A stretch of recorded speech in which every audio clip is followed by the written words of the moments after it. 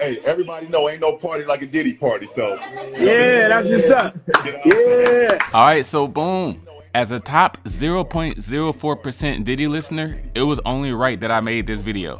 And yes, I said that I am a top 0.04% Diddy listener. My YouTube Music sent me a whole badge talking about I'm one of the biggest P. Diddy fans in the world. I listen to so many artists and so many songs, and I have never gotten a badge for anyone else. But YouTube felt the need to tell me, hey Amiri, did you know that you listen to P. Diddy way more than the average person? Because Amiri be wanting to party, and you gotta tell him no. You gotta tell Amiri no. I did. So as a follow-up to my worst P. Diddy songs video, here I am going to be covering the P. Diddy songs that I do enjoy amongst 4 tiers. The guilty pleasure tier, decent tier, good tier, and the 5 tier. First up, the guilty pleasure tier is for songs that I can honestly admit are trash or pretty weak songs, but I still like them. And Jorgen Von Diddy actually does have a song in this tier. Whew, this song is ridiculous. Let me show y'all.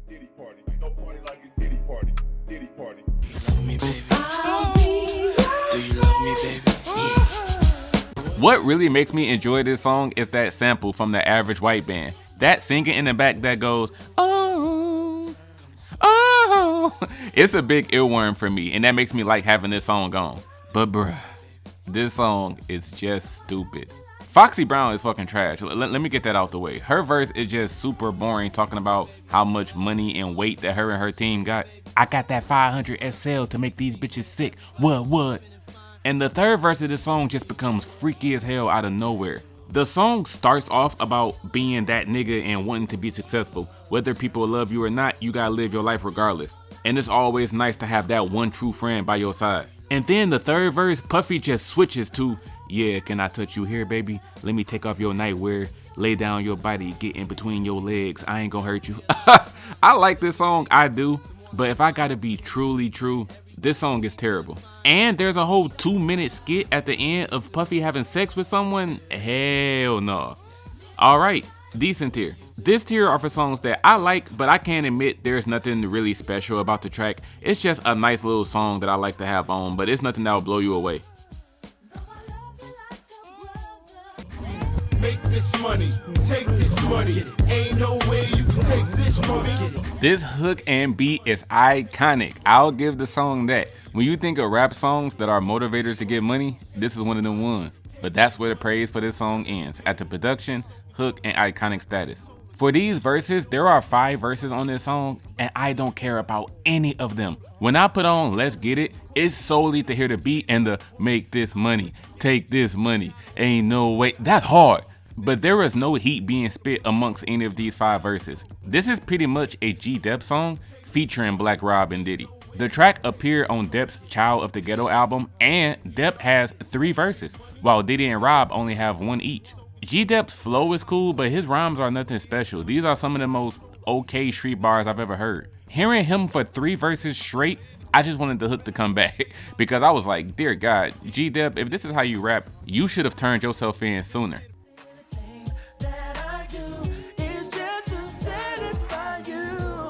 The 2 most evil niggas of all time, devil reincarnated on earth twofold, on one song together. And of course, this was a sexual love song. I feel like they kinda ruined the beat to Luna's I Got 5 on it. Kinda ruined it. But this song is straight. Diddy didn't have any wild ass lines, surprisingly. He simply spoke about how much he wanted to show this woman that he cared for her. And Trapped in the Closet did his thing as well. It's an devious love song. Can't nobody hold me down, oh no. This was pretty much the song that kicked off Puffy's reign of terror in the year 1997.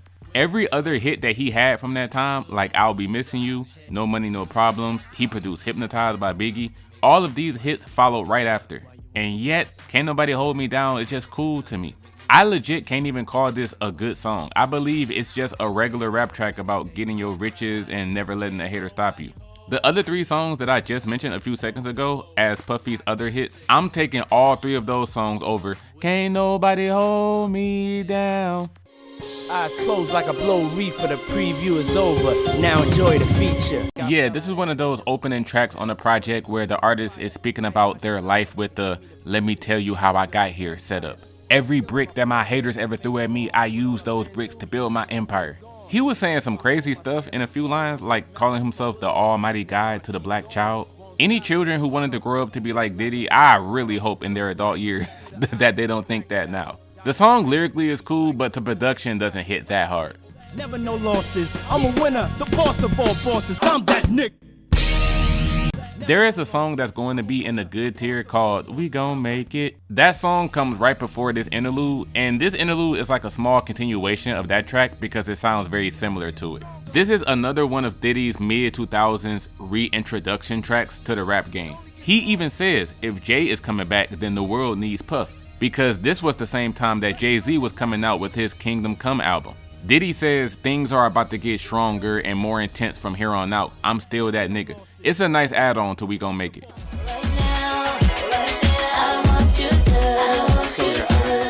Hearing Busta Rhymes be Diddified is not something I was expecting. Bust definitely has the worst verse and it could have been removed. He uses his typical unique rap voice, but he's talking about how you look so good, you smell like sweet soap, jacuzzi in the suite, let your feet soak.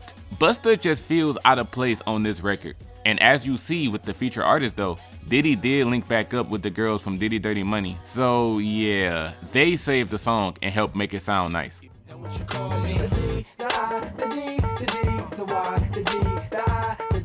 The self-titled song, from Puff Daddy to Puffy. On this track, he simply declares, just call me Diddy.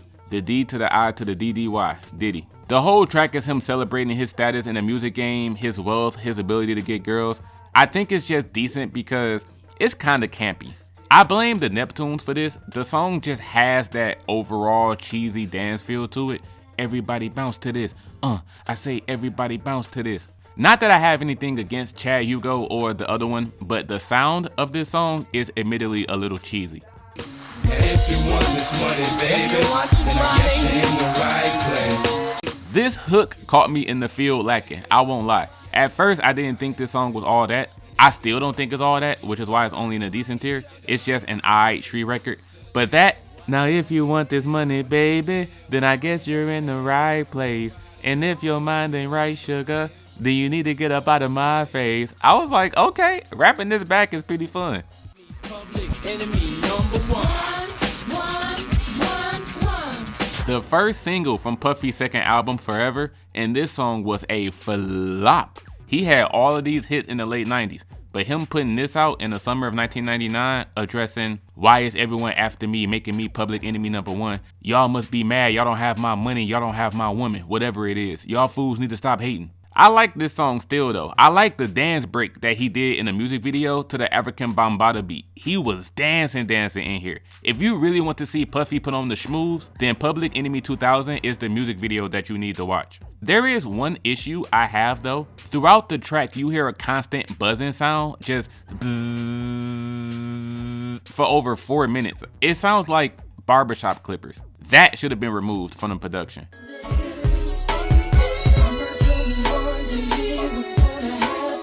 Now, y'all already saw that I had part 2 of Is This The End in the Worst Songs video, but part 1 is more tolerable. Puffy raps exactly like Twista on this song. He completely borrowed his flow. The thing with part 1 though, and why it's only decent, is that this song is told as a very haphazard story. It has that painting a picture movie scene type of feel to it, but it's not done in the best way. This song is performed like they didn't really think this through. It feels like Puffy just told Twista, hey, write a song where it feels like a movie, and Twista just sporadically went with the first lines that he thought of. Watch me. Bad boy, baby. As always, I don't include short interlude tracks, but Nothing's Gonna Stop Me is 2.5 minutes long. Diddy doesn't rap or sing, he just talks on the whole record, but the track is long enough to where I went, alright, I'll throw it in there. It's over 2 minutes of him just saying, nothing is ever going to stop me. God has been with me through the ups and downs, the smiles and frowns. I'm going to keep pushing no matter what obstacles come my way. We've seen how that's been going for him, but yeah, cool interlude. Come to claim my place. Similar to the last placement, this is another interlude of Diddy claiming his place in the music game. He believes that God has put him on earth for a reason. He thanks all of his fans that have been with him through his career so far and states that he's going to continue striving for his goals, as he has a relentless spirit just like his father did. Shout out to Avant because his singing certainly will make you say church, preach. We ain't never gonna stop hitting you in your head with that butter from the lot. This is for sure one of the weaker songs from No Way Out. It's a simple street record of all of the LOX members flexing their ability to get money and move weight. Puffy only appears on the hook too. This song is just cool background music. It ain't nothing that will make you go, man, the LOX is hard. They was spitting on there. Nah. The opening verse from Styles P is the best verse on the song though. Are you ready to press play? Diddy visited the dirty South for this song right here.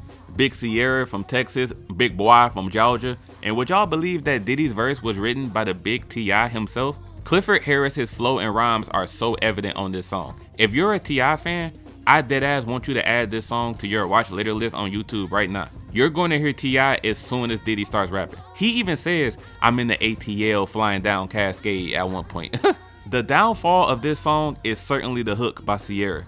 The hook is super weak and it comes off as lazy as hell. It sounds like someone ripped Sierra's vocals from a demo recording session and her vocals weren't fully fleshed out or something. I would still play this track though.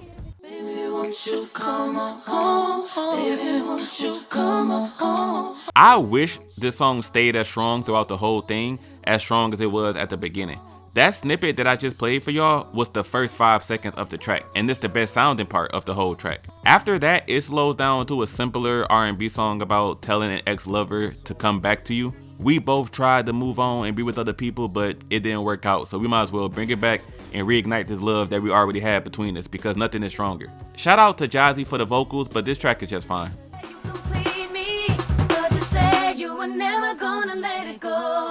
We even have Brandy Norwood out here watching Diddy on his own track. Thought You Said is a very intense song about the turmoil of love and beating yourself down because you're trying to compromise for your partner, and yet they still hurt you in the end. As the song plays on, the production ramps up and becomes heavier and fast-paced. I do see why on Diddy's 5th album, Off the Grid, why he had nearly half the album where he wasn't on it and he just let the R&B singers do their thing, because if this was a solo Brandy track, this would be flames. But the parts with Diddy are just, please leave the premises, sir. Back away from the microphone.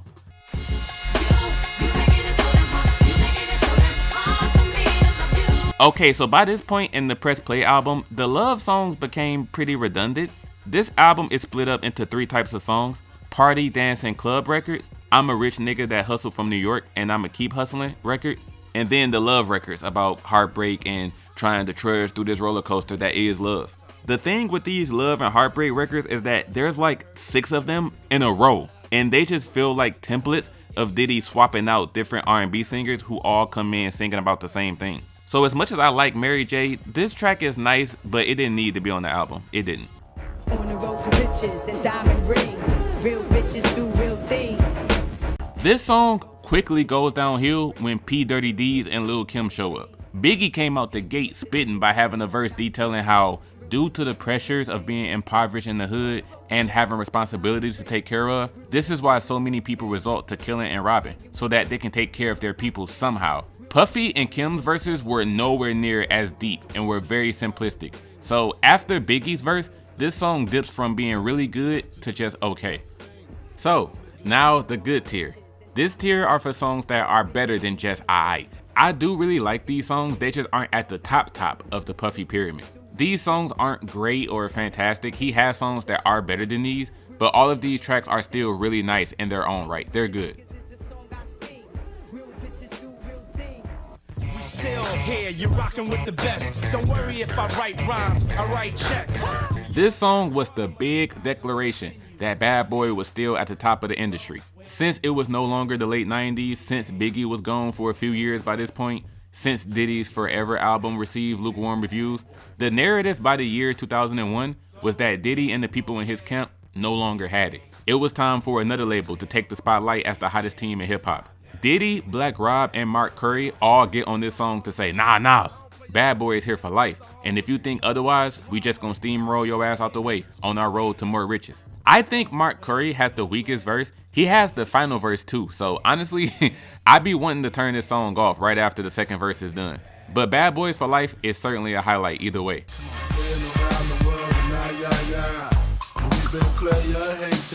This is a song that I mostly enjoy because of the sound of it. Because boy, there are some cheesy and freak ass lines in here. Puffy talking about, Mace, you got some hoes? Well, nigga, send them in. What you waiting for? Let the freak show begin. There was another line too of him telling a girl not to kiss him in a particular spot because he's ticklish right there. Hearing a grown man rap about being ticklish, this is literally only something that Puffy would talk about. This was the second song ever that I had to listen to for this ranking, and I went, wow, the freak nasty lyrics are already rolling in. Rapping the hook by Biggie is so fun too. Been around the world and I.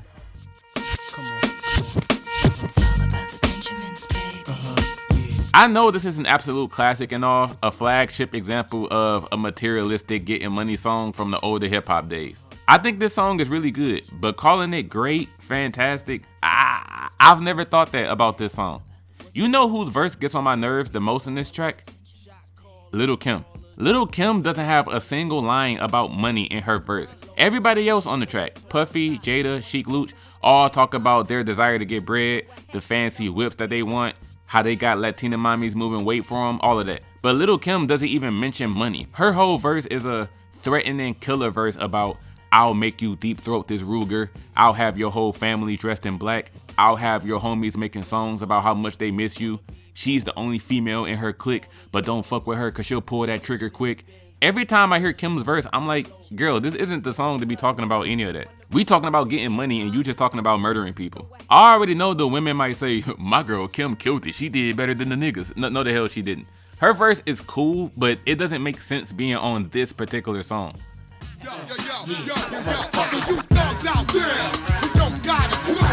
Redman is relegated to hook duty only on this song, but the hook is still pretty cool. What's even more cool is the production. It's an MC Lyte sample from her song Paper Thin, and although it's kinda unorthodox, it really helps with the electronic and aggressive feel to this song. Both rappers are just saying F you to all of the fake thugs out there that swear y'all tough and swear y'all gangster. Because at the end of the day, y'all not messing with people from Brooklyn, people from New Jersey, and y'all especially not messing with Bad Boy. Tell me who shot Big. And take the bullets out of Tupac's ribs.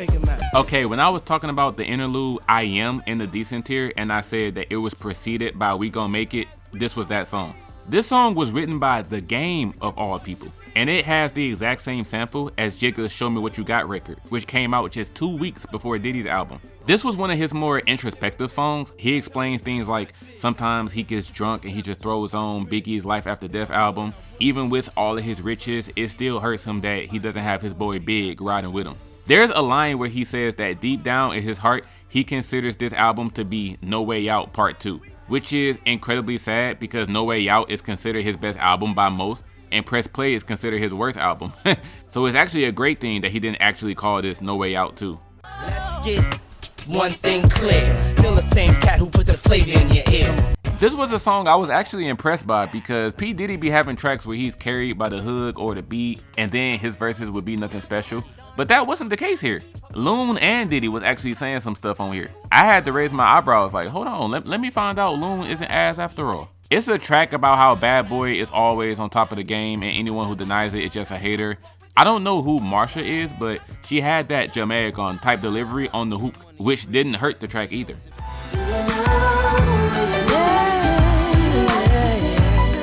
This song is immensely carried by this beautiful piano production and this beautiful Kelly Price singing. Those two things alone bring it up to the good tier because Puffy's performance is kinda dreadful. Lyrically, this song is nothing special. It was written by Sauce Money, so I kinda blame him for this. The entire track is about being uncertain of your future and not knowing where your life is heading. But on the third verse, he admits to being a player hater and says he doesn't like guys that flex their gold and jewelry to get women and how dudes would get a woman open and vulnerable just to pass them off to their homie to smash. And he ends the song with saying, if I can't be a player myself, I'ma just kill myself. I was listening to this like, dude, I would not be bumping this if it wasn't for the piano and Kelly.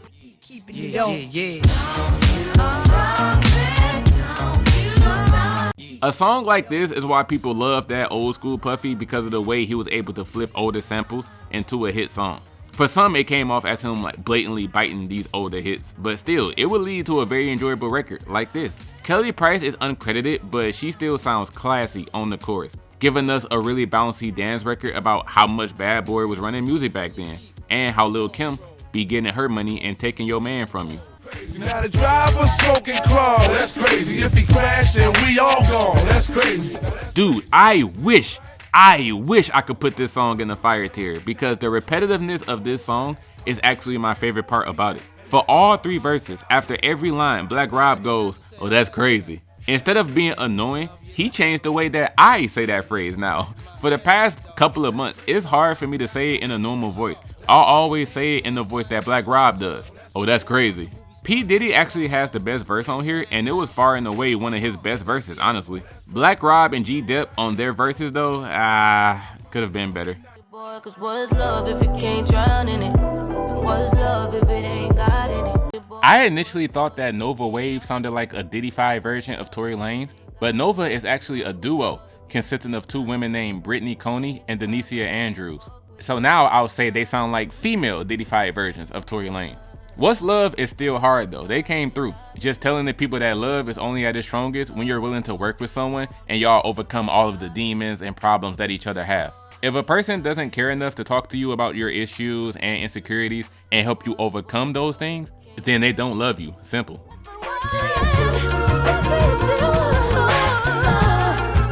It shouldn't surprise you to hear that the only reason this song is good to me is because Carrie Hilson is on here.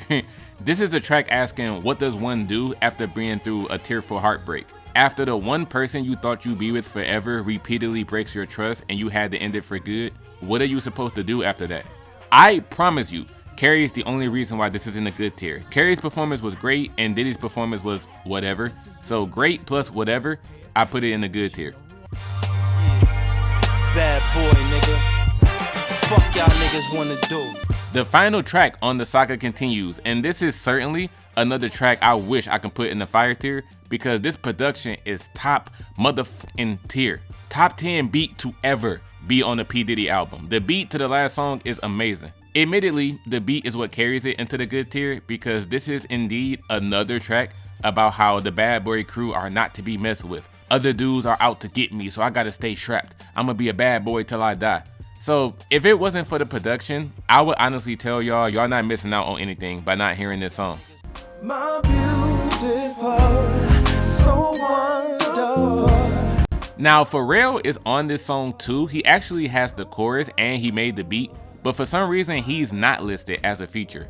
Pharrell is more prominent on this track than Jamie is. All Jamie does is some hoo in the background, and then he has a small outro. Anyway, as the final song to the Press Play album, like I said, the final 6 tracks by this point, the relationship songs became one note and samey. He'll have Carrie Hilson on one song, then Mario Winans on the next, then Brandy Norwood on the next one, then Keisha Cole on the next one, then Mary J. Blige on the next one, and then Jamie Foxx. Like, nigga, you're just swapping out R&B singers and making the same song. However, this was one of the better ones. I would actually keep this song on Press Play. It's really soothing. And I ain't looking back for shit, crooked ass bitch today. I get you back for this.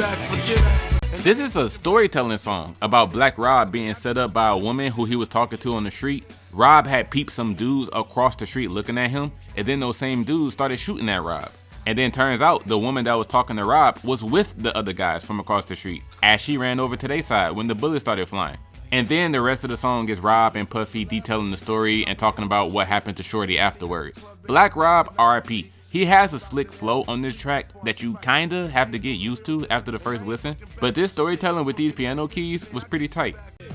All I ever been is what a legend is. Girl, you fucking the greatest rapper that ever lived. Just in case y'all didn't hear the line I just played, Diddy said, all I ever been is what a legend is. Girl, you fucking with the greatest rapper that ever lived. That line is so ridiculous coming from Diddy that we're all about to act like we didn't hear that, okay?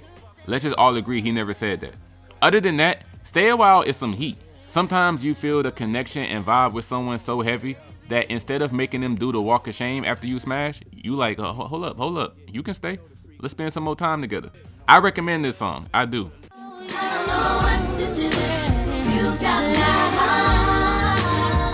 Yes, R&B Diddy still has some good songs, we're not done. This time, he recruited Mary J. Diddy again. And this song is certainly better than their collab from Press Play, Making It Hard. Mary sampled herself on this song. She recreates the sound of her song Don't Go from her My Life album, which in turn sampled Goodbye Love from Guy. If y'all don't care to hear Diddy making love songs, I promise you, you're missing out on a few hits, including this one with MJB the MVP. I done took blocks to war, took blocks of war, took blocks to war for blocks of war. That man Beans did not come to play. He hands down had the best verse on this song. This is a semi-storytelling track of all of the fellas saying that if you was to see the stuff that they've gone through in their life, whether it be on the streets, in jail, or in a hospital, you would get such a thrill out of it because they've seen things that you will never believe. I would highlight Nas's verse too, but nah.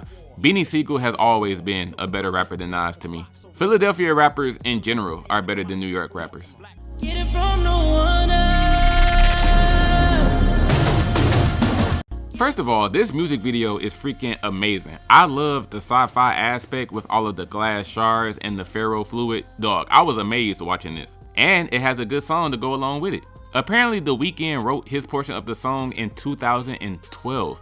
And he said that he's always imagined it being a Diddy Bad Boy record. 21 Diddy and Weeknd Diddy talk about their relationship woes and toxic ways, pretty much warning women that they're not the type of guys to be taken seriously and try to be in love with. While French Diddy and P. Diddy discuss their hustler ways, how they became successful, and how you gotta make it through the tough times that God put you through if you really wanna make it in this world. For some of y'all, this may be a fire tier song that you'll be impressed by. I won't put it that high, but I still strongly recommend it.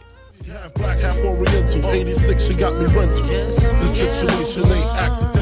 Bro, someone made a version of this song without Puffy's verse, and I instantly laughed when I found it. The comments were like, man, thank you so much for making this version because Puffy was a straight up dumpster fire on the mic. No, that's crazy because I think Puffy's verse was good for what it was. The Jigga Man was fine, but we know what the highlight already is. The Black Frank White said, while I just sling coke, smoke pounds of choke, got lawyers watching lawyers so I won't go broke. I got lawyers watching my lawyers is such a great line, man. Just all three fellas talking about doing what they gotta do to hustle from the hood and get their bread. And with this song, I dedicate to you, my Lord. We have super religious Puffy on this record, y'all. This is pretty much a gospel record. That's why he got Mario Winans to do the chorus. This entire track is an appreciation letter for the Lord. Again, it's written by Sauce Money, but it's Puffy telling the Lord, Lord, you are my best friend. You always help me make it through my darkest hour. When Biggie died, you were the main one there for me. And for that, I'm surrendering myself to you and will forever be grateful for your blessings. I'ma be 100. This is one of those songs that just feels weird because of the person who made it. It's a good song, of course, but of all rappers in the history of mankind, hearing Prison Diddy say, Lord, I just pray when judgment day comes that you help pull me through and let me into those pearly gates. I'm over here like, sir, you know damn well you're not about to make it into... Never mind, I'm not even gonna say it.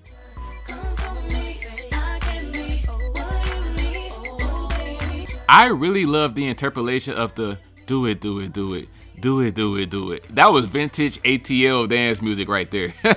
Bend your knees, rock your hips, do the pool palace. Speaking of vintage, this song is literally a time capsule of mid-2000s club music. This song just oozes 2005, 2006 nightclub vibes. Even if Nicole Scherzinger wasn't on here, you would hear this and think, this sounds like something the Pussycat Dolls would be on. This was the first single Diddy released in 3 years. So this song certainly let people know what type of music he was going to be making now that he reintroduced himself. Boom! The Amiri Diddy tier. I mean the fire tier. It may surprise you to hear that even some of the biggest criminals of all time still have some fire songs. Yes, these are tracks that I think are great, wonderful, everything above just good. Even Satan himself can make a hit every now and then. So, at the top of the Puffy pyramid, here's my list of the absolute best P. Diddy songs of all time.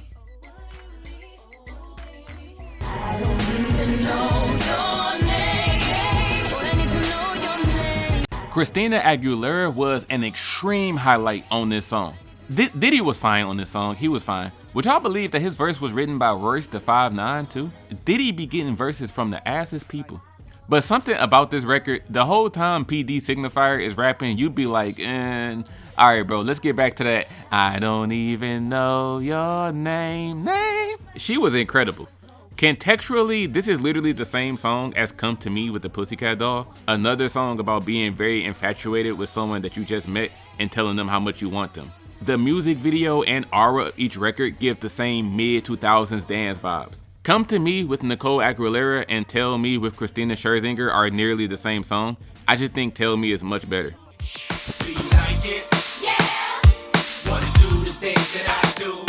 This song right here is hot. This is hot. And this was after Jay-Z's Always Be My Sunshine came out too. So he made his own Puffy-esque track and spun the block on Puffy years later to make another song with him. The whole song is the two of them trading verses back and forth about picture me having all the success and riches, now picture me falling off and being broke. Yeah, the second one ain't never gonna happen. I've seen some comments about how the hook can be better. Some people don't like the yeah, but I disagree. The hook is fine. This is a top 10 Diddy track in my opinion.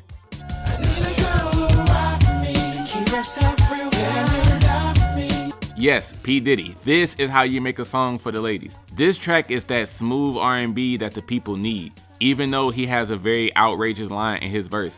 This man Diddy said, "You was more than my girl, we was like brothers. On late nights, we would play fight under covers." Telling a woman we used to be close and play fight like brothers is weird as hell. And funny enough, in the context of the verse, he was saying this to a girl who he used to be with, but she got locked up because she took a charge for his ass. Other than that, this is a fantastic I need a ride or die chick that'll do anything for me R&B track.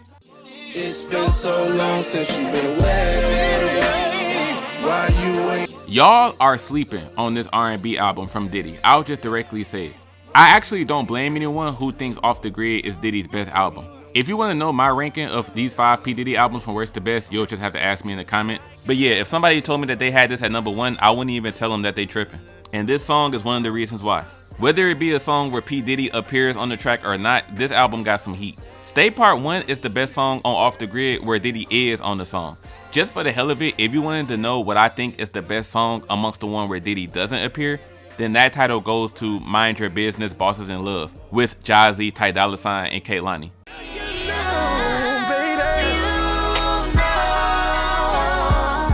But Stay Part 1, if you're a Jodeci fan, this song will do wonders for you since it samples their song Stay. Casey Diddy simply has background vocals and yet he's still killing it with the no more. Everybody on here killed it, man. Baby, won't you just stay with me? This song is amazing.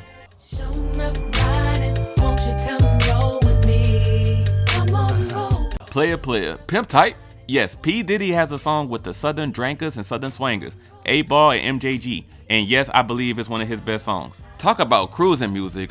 This is cruising music right here. Faith did her singing, and the fellas just invite you out to a night of drinking, driving, smoking, and clubbing while they get their player pimp on. I think Roll With Me is really nice.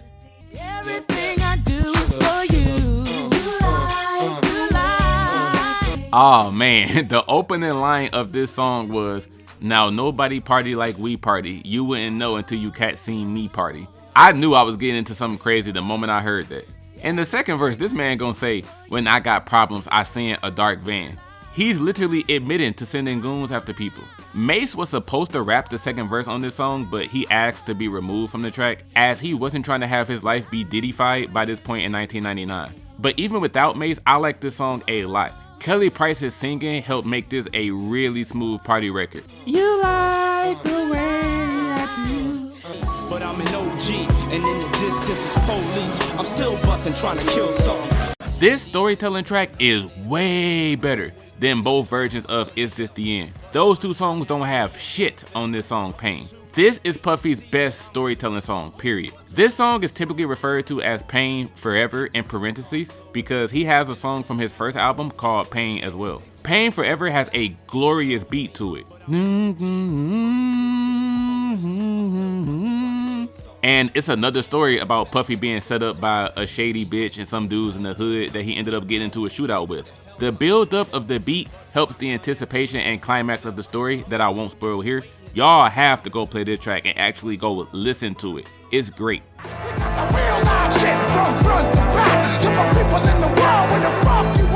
This man spent $2.7 million on this music video. He really went all out for the very first song on the album. And it paid off greatly if you ask me. This song is all around heat. Satan actually has 2 good verses. He wasn't a slouch on this song. He was nice. Busta Rhymes brought that loud, energetic hook, this triumphant, victorious beat, and of course, the highlight of them all, that man, Big E Smalls. Apparently, this is the last song that Biggie ever recorded before he got killed. But look, I'm gonna tell y'all right now, take it from me. Biggie's verses on this damn song is the definition of how someone's flow alone can just hook you in. Biggie's flow is so slick and sounds so good over this beat, you cannot hear this and say that he wasn't going off. Francis, M to the is phenomenal. Gun rest under your vest by the abdominal. Rhyme a few bars so I can buy a few cars. And I kick a few flows so I can pick a few hoes. That's hard, man. That's hard.